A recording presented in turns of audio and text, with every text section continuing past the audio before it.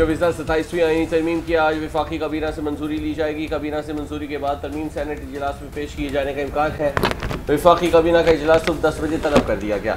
वज़ीर आज़म बाकू से उधर सेनेट में अपोजिशन ने 27वीं आईनी तरमीम का मुसविदा मुस्तरद कर दिया। मुश्तरका एलामी में कहा कि हुक्मरान नून लीग, पीपल्स पार्टी और इत्तेहादी जमातें कानून साजी को बुलडोज कर रही हैं। आईनी तरमीम का मुसविदा अपोजिशन से छुपाया जा रहा है।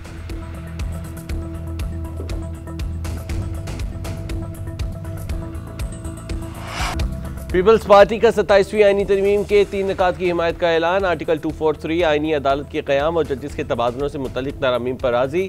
सेंट्रल एग्जीक्यूटिव कमेटी इजलास के बाद बिलावल भुट्टो जरदारी की न्यूज़ कॉन्फ्रेंस। बोले NFC वार्ड में तब्दीली, दोहरी शहरियत, मजिस्ट्रेसी निज़ाम की बहाली और चीफ इलेक्शन कमिश्नर से मुतल्लिक तरामीम हमें मंजूर नहीं। बिलावल ने जजेस ट्रांसफ़र के मामले पर तब्दीली की तजवीज़ दे दी। तबादले के लिए जुडिशल कमीशन में मुतल्लिका हाई कोर्ट्स के चीफ जस्टिस को शामिल करने का भी मुतालिबा।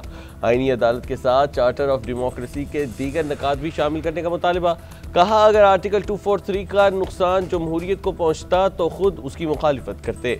दोहरी शहरियत और इलेक्शन कमीशन के मामलात पर पार्टी में इत्तेफाक नहीं हो सका। NFC वार्ड में तरमीम की तजवीज़ पर तहफ़्फ़ुज़ात है। NFC के तहत सूबों के शेयर बढ़ सकते हैं, कम नहीं किए जा सकते।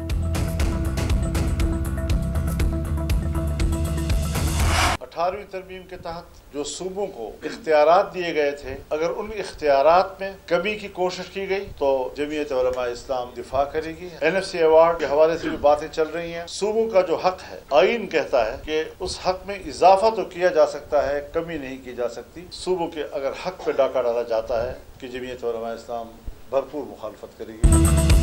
सूबों के इख्तियारात में कमी नाकाबिले कबूल, हुकूक पर डाका डाला गया तो भरपूर मुखालफत करेंगे। मौलाना फजलुर रहमान का वाज़े और दो टोक ऐलान। इस्लामाबाद में मीडिया टॉक में उन्होंने कहा कि हुकूमत अभी तक 27वीं आईनी तरमीम का कोई मुसविदा सामने नहीं लाई। मुसविदा सामने आने के बाद कोई फैसला किया जाएगा। 26वीं आईनी तरमीम में हुकूमत 35 शिकों से दस्तबरदार हुई। अगर दस्तबरदार शिकों में से किसी कोई शिक 27वीं आईनी तरमीम में हुई तो कबूल नहीं करेंगे।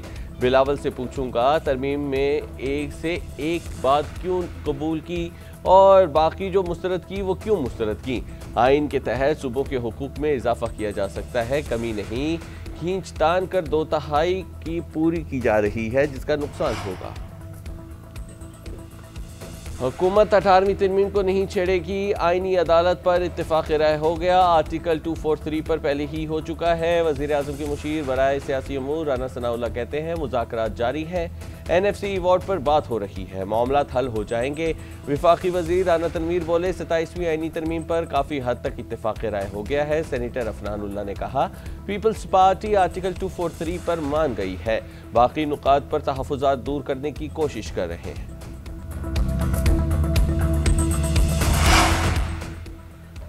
सत्ताईसवीं आईनी तरमीम से मुतालिक हुकूमत ने कोई ड्राफ्ट शेयर नहीं किया। जैसे ही हुकूमत की तरफ से बाज़ाब्ता ड्राफ्ट सामने आएगा, पार्टी उसका तफसीली जायजा लेगी और अपना मौक़िफ़ पेश करेगी। चेयरमैन PTI बैरिस्टर गौहर की मीडिया टॉक। कहा आइन में तरमीम इत्तेफाक राय से होनी चाहिए, ना कि अक्सरियत हो तो आप जो मर्जी फैसला करें।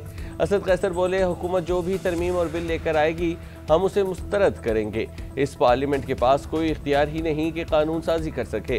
पीपल्स पार्टी की सियासत पर भी सवालात उठा दिए। कहा उन्हें मुकमुकाओ नजर आ रहा है। मुजव्विज़ा 27वीं आईनी तरमीम के तहत आईनी अदालत का फैसले का क़याम। इब्तदाई तौर पर 7 जजेस शामिल होंगे। सरकारी ज़राए के मुताबिक आईनी अदालत के जजों की रिटायरमेंट की उम्र 68 बरस होगी। यह हद सुप्रीम कोर्ट के जजों की रिटायरमेंट की उम्र से 3 साल ज़्यादा है। मुतवक्के तौर पर जस्टिस अमीनुद्दीन खान आईनी अदालत के पहले चीफ जस्टिस होंगे। अदालत इस्लामाबाद हाई कोर्ट की इमारत में कायम करने पर गौर। दूसरे ऑप्शन के तहत आईनी अदालत वफाकी शरई कोर्ट की इमारत में कायम की जाएगी। 7 में से 5 जजिस को मौजूदा सुप्रीम कोर्ट बेंच से मुंतखब किए जाने का इम्कान। बलोचिस्तान और सिंध हाई कोर्ट से भी नई अदालत के लिए तकर्रुर पर गौर किया जा रहा है। पाकिस्तान और अफगानिस्तान के दरमियान इस्तांबुल में होने वाले मुज़ाकरात में डेडलॉक। तीसरा दौर भी बगैर नतीजा ख़त्म हो गया। वज़ीर इत्तलात अताउल्लाह तारड़ की तस्दीक। एक्स पर लिखा पाकिस्तान अपने असूली मौक़िफ़ पर कायम है। अफगान तालिबान रजीम दोहा मुआहिदा और दो तरफा मुआहिदों की पासदारी में नाकाम रही। अफगानिस्तान की सरजमीन से होने वाली दहशतगर्दी पर काबू पाने की जिम्मेदारी काबुल पर आयद होती है। पाकिस्तान इस बात का इरादा करता है कि वह अफगानिस्तान के अवाम के लिए खैर सगाली का जज्बा रखता है और उनके लिए एक पुरअमन मुस्तकबिल का ख्वाहिशमंद है।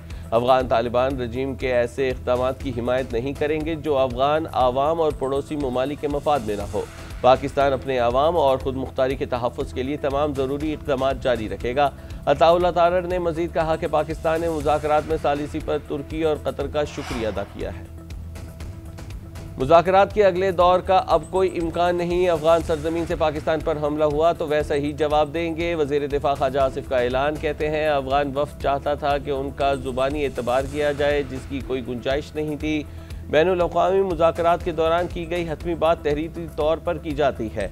हमारा खाली हाथ वापस आना दलील है कि हमारे सालिसों को भी अब अफगानिस्तान से कोई उम्मीद नहीं।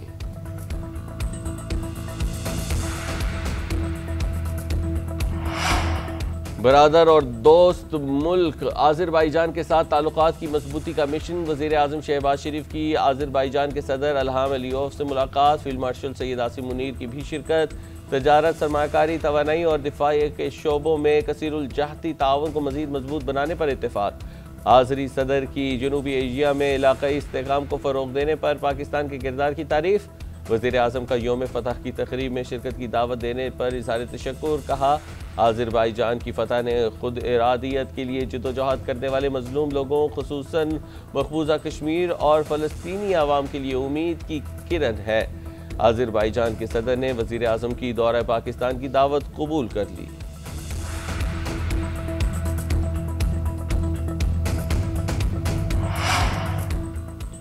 पाकिस्तान ने खुफिया और गैर कानूनी एटमी सरगर्मियों का भारतीय इल्ज़ाम मुस्तरद कर दिया। तर्जुमान दफ्तर खारजा कहते हैं कि भारत ने अमरीकी सदर के बयान को मस्ख करके पेश किया। पाकिस्तान ने आखिरी एटमी तजर्बा मई 1998 में किया था। हमारी एटमी पॉलिसी वाज़ेह है, मुस्तकिल और अक़वाम मुत्तहिदा की करारदादों के मुताबिक है, जबकि भारत का एटमी सलामती और सिक्योरिटी का रिकॉर्ड इंतहाई तशवीशनाक है। भारत में एटमी मवाद की चोरी और गैर कानूनी खरीदो फरोख्त के मुतअद्दिद वाक़यात भी सामने आ चुके हैं। गुज़िश्ता बरस भारत के भाभा एटमी तहकीकाती मरकज़ का रेडियाई मवाद गैर कानूनी तौर पर फ़रोख्त के लिए पेश किया गया। आलमी बरादरी एटमी मवाद की गैर कानूनी तिजारत के ख़तरनाक रुझान का नोटिस ले।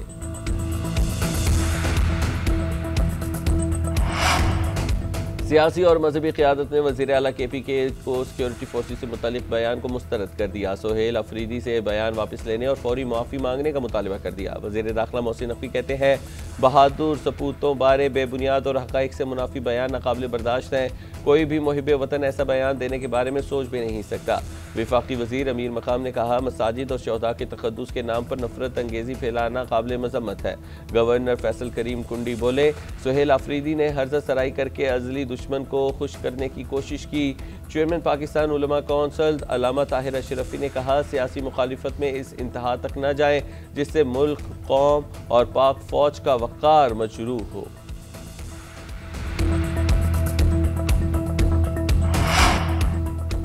आखिरी टाकरा फैसला कुन मार्का। पाकिस्तान और जनूबी अफ्रीका का तीसरा वनडे मैच आज होगा। फातेह टीम ट्रॉफी पर मोहर लगाएगी। 2 मैचेस के मुकाबले का 1-1 से बराबर है, जबकि पहला मैच पाकिस्तान और दूसरा मेहमान टीम ने अपने नाम किया था।